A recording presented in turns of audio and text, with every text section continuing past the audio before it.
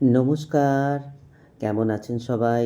আমি শুভাশিস চলে এসেছি আজকের একটা ছোট্ট ব্লগ ভিডিও নিয়ে। আমি গিয়েছিলাম ভাদ্র পরিক্রমায় পরম প্রেমময় শ্রী শ্রী ঠাকুর অনুকূলচন্দ্রের জন্মমাসে আমাদের এখানে বিশেষ এক অনুষ্ঠানে। সেই অনুষ্ঠানে প্রত্যেক বছরেই এই অনুষ্ঠান হয়, আমরা যাই।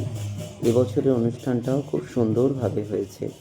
সারাদিন ব্যাপী থাকে সকালবেলা মোমবাতি জ্বালানো থেকে শুরু করে সঙ্গীতাঞ্জলি, মাতৃ সম্মেলন, খুব সুন্দর অনুষ্ঠান হয়। আর কত অপূর্ব ঠাকুরকে সাজিয়েছে, মানে চোখ ফেরাতে পারছি না, এত সুন্দর লাগছে।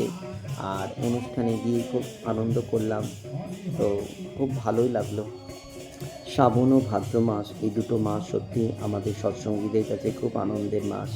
এই দুটো মাস সব জায়গায় সৎসঙ্গ হয়, অনেক অনেক অনুষ্ঠান হয়, কারণ শ্রাবণ মাসে বড় মার জন্ম মাস আর ভাদ্র মাসে হচ্ছে শ্রী শ্রী ঠাকুরের জন্ম মাস। তো এই দুটি মাস আমাদের সৎসঙ্গীদের কাছে খুব আনন্দের, খুব আমরা আনন্দ করি এবং সৎসঙ্গে অনুষ্ঠানে গিয়ে আমরা যোগ দিতে পারি। দেখুন কত সুন্দর কীর্তন করছে দাদারা, এত ভালো লাগছে।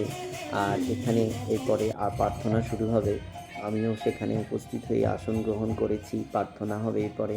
প্রার্থনার পরে একে একে গান, আলোচনা ঠাকুরের, এইভাবেই অনুষ্ঠানটা সারাদিনব্যাপী চলতে থাকছে। একটা উৎসব অনুষ্ঠান হলে কত আনন্দ হয় আমাদের, সত্যি করে কথা বলাই বাহুল্য যে এত আমার এই ছোট্ট ব্লগটি আপনাদের কেমন লাগলো আপনারা জানাবেন। সবাইকে আমার জয়গুরু।